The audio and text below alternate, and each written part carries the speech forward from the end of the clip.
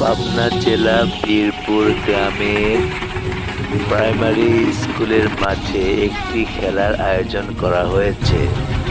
এই খেলায় আমন্ত্রণ জানানো হয়েছে বাঘ, বানর, শিয়াল ও কুকুর।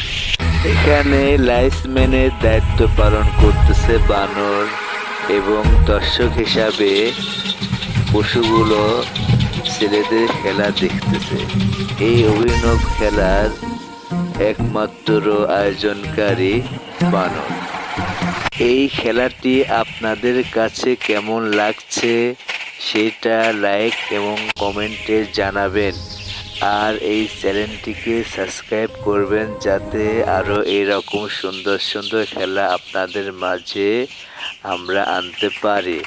সেখানে থাকবে আরও সুন্দর সুন্দর পশু এবং আরও ভালো ভালো ছেলেরা এখানে খেলাধুলা করবে এবং আপনারা দর্শক হিসাবে দেখবেন।